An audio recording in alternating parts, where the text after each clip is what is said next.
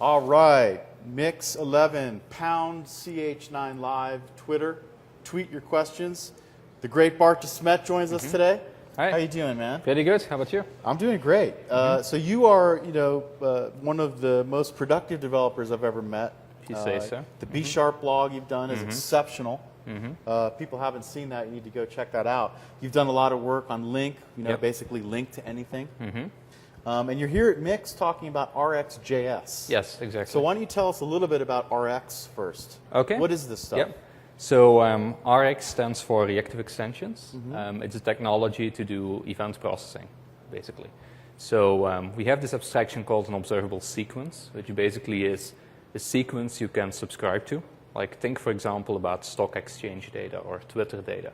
You basically say, I subscribe to this thing, and then you get callbacks that say like, oh, something has changed, here's a new value for you. Okay. And we allow you to write queries on top of that. So you can write like from where select kind of things, but much more complex things as well, including windowing operators, time-based operators, those kind of things. Excellent. So would you call that link to events or link over streams? Streams don't necessarily imply that they are about events, right? So I would rather call it link to events or link to event streams more specifically. Link to event streams. Because sequences. if you say like link to events by itself, people might think .NET events. Okay. And .NET events are not compositional. You can't take a .NET event and then build a .NET event around it that sort of does a where or a select or something without being, entangled in a huge mess of state maintenance. Okay. So we abstract over that by means of those event streams, which is IObservable, and hence we can do link on top of that because it's very compositional. Excellent. Yep. So let's, you mentioned very compositional. Let's talk about JavaScript. Yep. And specifically the implementation that you've done for Rx in JavaScript versus Rx in C#. The amount of code in the JavaScript case is greatly shrunken versus a C# brother. Why is that? It's not that dramatic in terms of code size as you look at it. The biggest change sort of comes from the fact we have real concurrency happening in the CLR. So we have the iScheduler interface where you can schedule things. We have similar abstraction in JavaScript because they have timers, so there are ways to create concurrency. But we need to do lots of locking and those kind of things in the C# implementation. So we need to make sure that two concurrent streams are not stepping on each other's toes. In the JavaScript version, that that burden is significantly reduced. Interesting. So that's actually where lots of the additional code comes from. Can we talk a little bit about that? I mean, so we talked briefly about threading in JavaScript. This is it's somewhat related when you think about concurrent execution and concurrency. So talk a little bit about timers and the way you're using them to get concurrent. Yeah, I should maybe first, start introducing why we talk about concurrency at all in this context, right? So the thing is, like, if you look at event streams, well, events are being raised independently of the receiver. Like, you don't want to sit there, do a subscribe, and then be blocked till, data becomes available, because then effectively you're not doing event stream processing anymore. You're just making a call and waiting for things. So we need a way to introduce concurrency in the system. Now, not necessarily Rx itself needs to do that. Like, data sources might need to do so by themselves. And that's definitely the case if you look at like the UI. Somebody clicks on a button, well, the click event is being triggered by something in the system. And ultimately, it surfaces to your application, and you can react to it, hence the name reactive extensions. Now, in .NET, we have lots of ways of, doing this kind of scheduling and, introducing concurrency. So we have the abstraction called iScheduler, which you can slam on top of a lot of things, like the thread pool, the task pool, creating new threads, the WPF dispatcher, the WinForms dispatcher, synchronization context. And likely I'm forgetting some. Event loop scheduler is another one. So we have a lot of things that can be exposed as iSchedulers over there. In the world of JavaScript, you have basically, one common way that people use to sort of detach, their current execution from something that needs to happen in the future. It's like scheduling with time, which is by basically creating timers. Okay. So within Rx, you write something like, observable.timer or observable.timeout will actually use the, timer infrastructure to do so. which is like the same thing as iScheduler there. It just happens you have far less because we don't have a way to create new threads in JavaScript. Sure. And that's unfortunate, but well, people, it depends what you want to do, right? But there's reasons why that maybe threads are too heavyweight for the language. So, pound ch9 live, people, please ask questions. This is Bart to Smet. You've seen him many times on Channel 9. Ask him some questions, Al. What are you doing? Let's talk a little bit about one of the things you're famous for is LINQ. LINQ to Bart Simpson. Oh yes, I have. LINQ to a anything. crazy thing there. Yes. Tell me a little bit about what is it about LINQ that you so love? I mean, let's be honest. What is it about LINQ that's so powerful in your mind? I could answer that in a couple of ways. First of all, it's a very nice abstraction over things that historically have been pretty hard to deal with. Like if you look, for example, at Rx, which is like one specific case of LINQ, I couldn't write that code myself. Like to do an event and then basically time it out after 30 seconds and make sure everything goes according to plan. Well, turns out we do that in Rx, but the user doesn't have to care about that. And the abstraction is very nice in the sense that you have this type you start from, like IEnumerable or IObservable of t, and then you basically write those query operators on top of it, and you come back full circle to the original domain. You might have another IEnumerable of t or another IObservable of t. So it's a very fluent interface mechanism. And at the same time, it's very powerful in that you can interpret the execution as well. Like you can hook up an event provider or something that basically knows how to do, natively filter things out or natively do certain query operations, like a query engine. So you can basically take the same syntactical sugar and basically translate it using expression trees and something behind the scenes. So on the surface of it, it's a very nice abstraction that goes even beyond querying if we go down that route. Sure. But essentially, it's one thing that fits a lot of domains, and that's what's very exciting about it. Absolutely, it's very expressive. Also. Very expressive, yes. Very expressive. Yeah. And they have an implementation for JavaScript, right? LINQ.js. Have you played with it? Not much. Okay. We actually happen to have our small version of that sitting around as well. It becomes a pretty popular thing for people to write that nowadays. Sure. But the language is also great in allowing those kind of fluent interfaces. So yeah, it makes sense in a lot of domains to do that. And maybe somebody should start doing it. Using ATL and all sorts of C style things. It's totally doable to write something like that. The syntax might not be that nice, but you can do it. Well, somebody has written in C++ using STL underneath, obviously, sort of a LINQ kind of thing, and I can't remember the name of it, but implemented using operator overloading. Obviously, is your best friend in that world, and templates. Yep. And it's actually a pretty interesting implementation. If people are interested in finding out more about that, go to Bing and type in LINQ C++ and see what happens. Yep. And they have lambdas now. So and they have lambdas. It's coming along. Absolutely, man. So what are you working on these days? Oh, couple of things. Yeah. We are still working hard on Rx, which is like the 80% time that I'm spending on that. And in parallel with that, we're doing our LINQ to Anything project, which is basically about giving people more tools and capabilities to write to his providers. Whether or not the providers are tied to enumerable kind of data sources or observable kind of data sources or anything else, there's a lot of common pain points that people come across when writing a provider. Now, the lucky thing is that only 1 in a million people need to do so.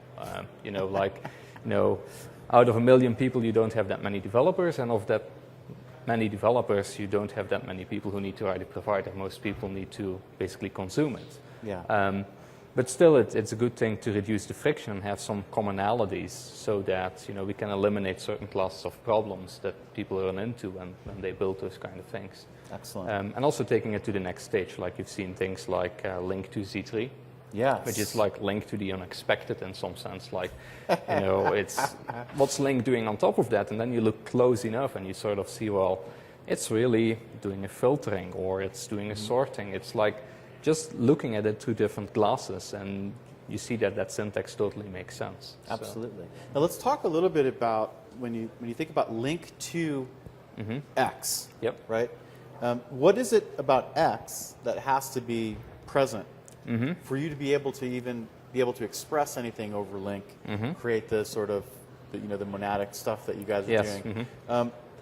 Talk to me about that. So when you say link to anything, is it really linked to anything, or linked to anything that implements modulo some constraints? Yeah. Yes. Well, the domain obviously needs to lend itself in some sense to whatever you're doing. It turns out there are a lot of domains that obey the laws of LINQ, so that you can actually do things like. In my LINQ to anything talk, I basically have some example of doing LINQ over nullable types. And that's basically the maybe monad. Now, I'm using a dirty word here. No, that's not a dirty word in Channel 9, brother. Okay, good. In that case. So basically, what's going on there is null propagation is an aspect of computation. Like a lot of people ask the C# team, for example, about null propagating dot operators and null propagating everything. So that you can write something like dot question mark, and if the left-hand side is null, then it propagates the null, otherwise it executes the code. It turns out, using monadic bind, which is the select many signature of LINQ, you can actually totally do that. And so you can write something, it looks crazy because that's not what it's intended for, but it shows the tremendous power that sort of monadic types and monadic binding actually has. Absolutely. So that's the only constraint really on X. It's being capable to basically have multiple instances of the same type, sort of, and glue them together. Like typically it's like, from product and products, from category and product of categories, do something. Well, as soon as you can write two from classes, you're sort of on that powerful mechanism of LINQ. Now, of course, like if you can't do multiple froms because you don't have monadic bind, you can still shine if you basically just have from where select. I would also consider that LINQ to X. Okay. That's an X that works as well. Excellent. Al, thank you. Are there any differences in core functionality, operators and such, between RxJS and RX.net? So the main difference is the basic idea is, we start with RX.net and we optimize a couple of things over there in some sense in terms of the capabilities that the platform has. So like if at some point we come around to need to use dynamic with C#4 and beyond, and that would be a great recipe for some RX feature to use dynamic, well, we will do so. Even though we're available on .NET 3.5, on Silverlight 3, Silverlight 4, some platforms that might not support dynamic. So we do the best we can, and that's the same with JavaScript. It just happens to be that we can do almost everything in terms of operators.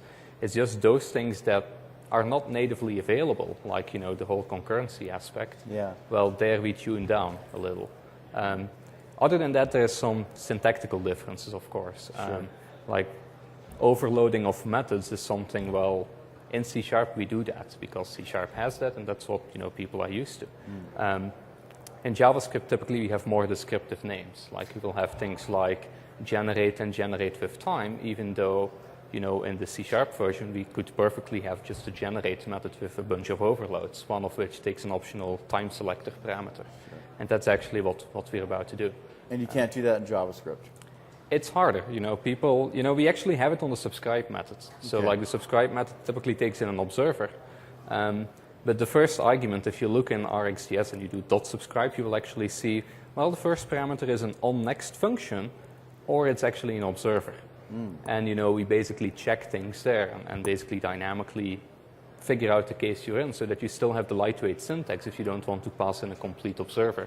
You can pass in simply a callback function without caring about on-error and on-completed handlers. So we do the best we can.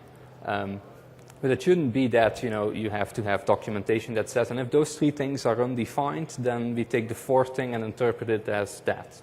Like that becomes very ugly very soon. So that's not the kind of thing we do. So make sure you use the triple equal oh, yes. JavaScript. Otherwise, you may be surprised. I'm sure you've already figured that out. Oh, yes. What do you think of the language? What do you think of JavaScript? I mean, you actually, in all transparency, you came into the RxJS project sort of in parallel when Mr. Van Gogh was working on it. Yes, exactly. And he did most of the work, and now it's Matthew Podwysocki from Microsoft Consultancy, who's doing a lot of stuff on RxJS. So what do you think? So I've more been looking from an angle. No, I like everything that has functions as first-class constructs. I like a lot. Sure. Now I haven't, been diving into the nitty-gritty details of JavaScript enough to have, like the truly informed opinion about everything there. But the power that's available and the fact that we can do all of those things that we can do in Rx.net in JavaScript as well is like a good proof of the powerful capabilities. So that I want to ask a question. Yeah, sure. Can you really do everything? You can do everything in RxJS that you can do in Rx.net. Wow. Yeah, that's basically on the operator level. That's what we aim for. Excellent. There are just things that are specific to .NET which have to do with dispatchers and those kind of things. Well, they have specialized things over there. But, yeah. Cool. And so let's talk a little bit about documentation. Yes. One of the things that Doug Crockford has said is he loves RxJS, but he wants to read more about it now. So what's going on in that front with your team? Okay. Well, currently we're looking at those kind of things very hard. Like, it's the same with the .NET version. We need to have better documentation there, and we're actually working on it at this point in time actively. With doc writers and people who know how to write sentences, not just curly brace syntax. And so people are on it now. We'll also have the VS-Doc mechanism for JavaScript comments. Okay. So you will actually get IntelliSense over there in one of the coming versions. Perfect. Yeah. Now, what about writing some code that will automatically take and create documents for you? Right. This is what this function does. And then maybe it hits some library or something that. I mean, that's just Here's the thing. You guys are devs. This is what I explain to people when they tell me, man, I wish there was more documentation. You're a team of developers, and then you're run by Eric Meyer, right? Who's writing code and dreaming all at the same time.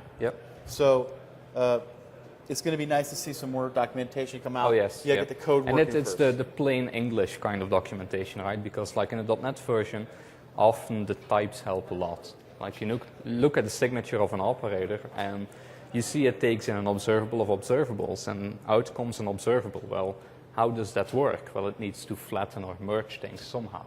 So from the types you can start figuring things out, which is also kind of documentation in that world. Sure. Of course, if you're in an untyped world, well, you don't even have that. Yeah. So documentation definitely makes a lot of sense there. Absolutely. But we need it for the .NET version as well, so that we can more talk about like exact semantics of error cases and all of those things. Yeah.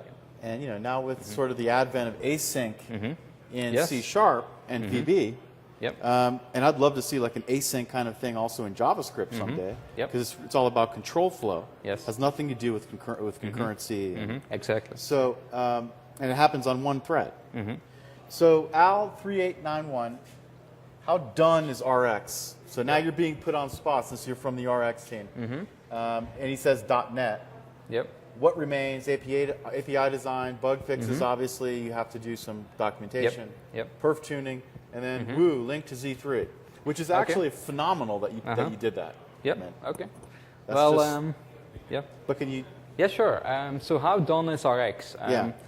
We're currently looking hard at the final shape of the first API, without saying like what when the first API comes along, but. Historically, we've always been, doing design first and not be afraid of changing things in a dramatic way if we feel it's the better way to do so. Now, we see much more people, taking up Rx, and it's growing every day. Like, forums are very active, and people say, well, we want to have support and documentation and all of those things, and we value that a lot. So the thing we're actively doing now is like, what's actually the stable subset of Rx, things that don't change anymore? Like there are lots of things in there that haven't had the churn of the last couple of months or even the last year. And then we have the experimental things, like for example, we implement await support for observables. Well, that's still CTP. Sure. And they might change the way that works. So like we can't call that like stable. We also have things like, you know, if we can do something with async lambdas, we might take advantage of that, but we can't call it stable because we're dependent on a feature that's not completely done yet. Sure. Same with some experiments, like we might say, well, if we generalize those two operators in this Uber operator, maybe that's better overall design, but people still want the underlying operators, you know, the more specialized ones. Sure. For example, we saw that with buffering and windowing. At some point, we actually found out that the general case of buffering is windowing. So buffering basically produces observables that contain lists, and the lists basically contain the elements for the buffer. A buffer could be based on time, it could be based on length, all those kind of things. So you can chop up a stream in multiple buffers. Now, you can also chop up a stream by having nested live streams. So you can basically say an observable becomes an observable of observables. And each inner observable is like a little window. And you can basically tune into it. You don't have to wait till the buffer is full before you can observe it. Interesting. So that's a very powerful thing to do live analysis of data. Absolutely. So at some point we said, well, if you have that, why would you need buffer with, you know, buffer with time, buffer with count? Maybe you can take away those operators because you can do it using the windowing operators. Turns out, like, to go from the windowing operators to the buffering operators, well, it's not as trivial as it seems to restore that. Now, we found a lot of things that we learned in that process is basically like we introduced an operator called toList, which asynchronously creates a list.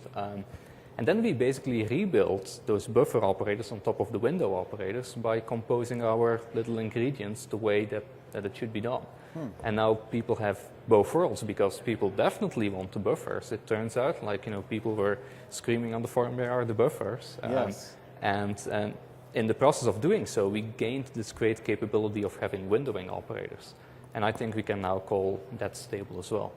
And in parallel, we're now, you know, starting to look more into things like perf and can we, you know, reduce allocation sizes, those kind of things. But semantics go first, you know, when that's our design principle because it's a pretty hard domain. It makes sense to think very hard about the semantics of the operators first and then basically go into tuning like perf-related stuff and writing documentation, those kind of things. Absolutely. So, and we are now at that stage, so that's a cool thing. Excellent. And then, you know, how is RX used in the real world? And what are you seeing in terms of usage patterns by, you know, the real developers, meaning people, not real, but not Microsoft, not your team, not some other people around Microsoft, outside?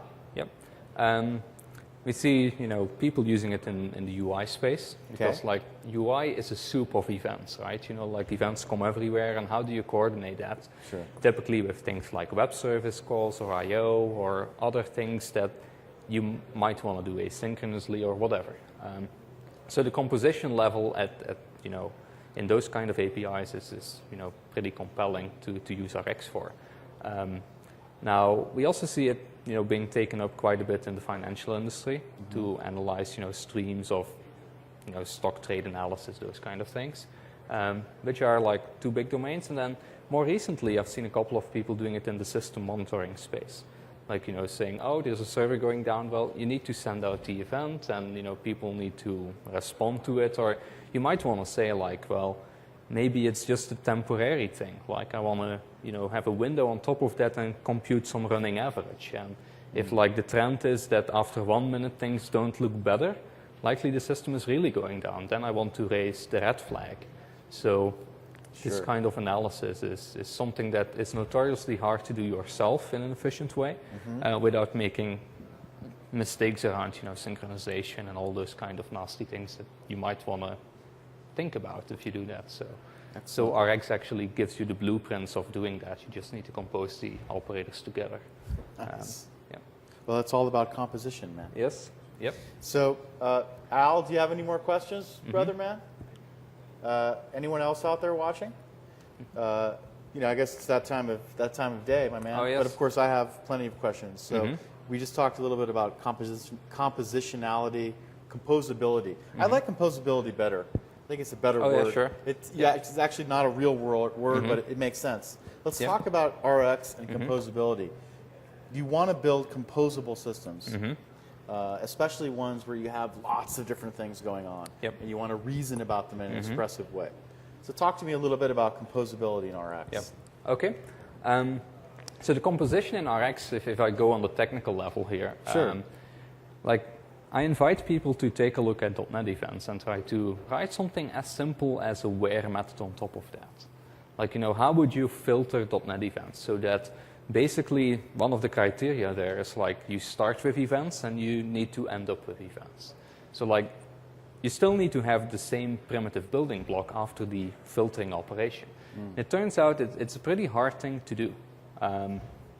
So one of the problems there is like you can't grab those .NET events. They're not first class. So that's a hard thing to basically get around. You need to create wrappers and those kind of things. And then basically like, think about how you would basically create a new event out of an existing one. Okay. Again, you need to do wrappers and all of that. But I haven't even come to the hardest part here, which is like, how do you do the resource maintenance? How do you unsubscribe from that? Yes. So it becomes kind of problematic. Now take another example of having multiple events, and their composition makes a lot of sense. Like if you have multiple instances of the same thing, how can you combine them together? That's what composing ultimately means. Yes. Bringing things together, whether it's function composition or it's like composition of building blocks, it's basically the same thing. So say that you have two events and you want to merge them together. Well, you need to have event handlers to both. Then you need to have something that listens to both events and tunnels out the data from both events. But then when you basically unhook that Uber event handler, that's the result of merging the two streams together, well, you need to unhook the individual handlers to the underlying, original events. So it becomes pretty hard to do that because, well, you don't have nice composition. So in RX, you have composition both on the observable space. Like you can say, oh, I have two observables. I glue them together using the merge operator, and I have a new observable of the same type T. And so that's composition on that level. You can basically glue those operators together. Now, we also have composition on the resource maintenance level, if you will.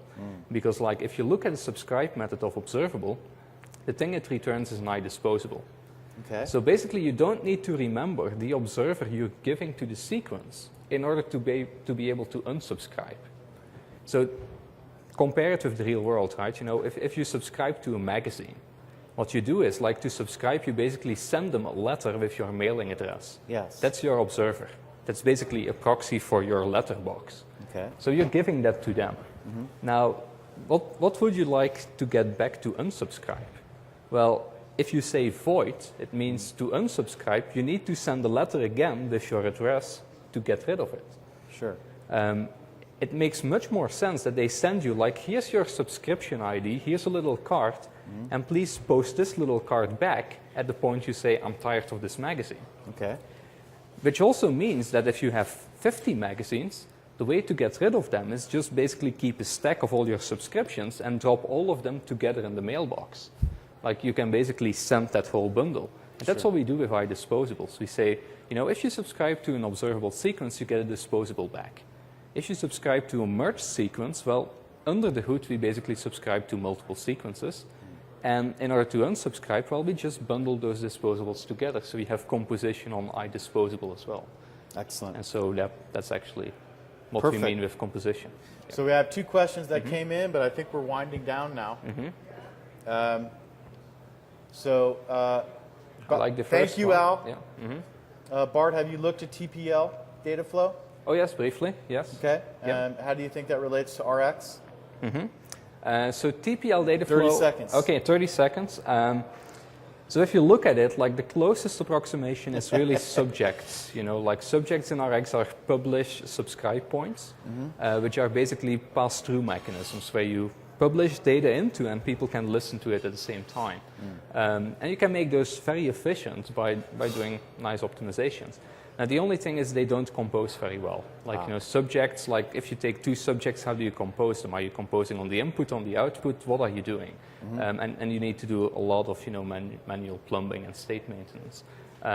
So with RX, we compose on observable sequences. In TPL data flow, they basically compose on those building blocks of pub subpoints, if you will. Excellent. Bart, always a pleasure to talk Yep. to you, my friend. My pleasure as well. Enjoy Vegas, brother. Yep, thank you.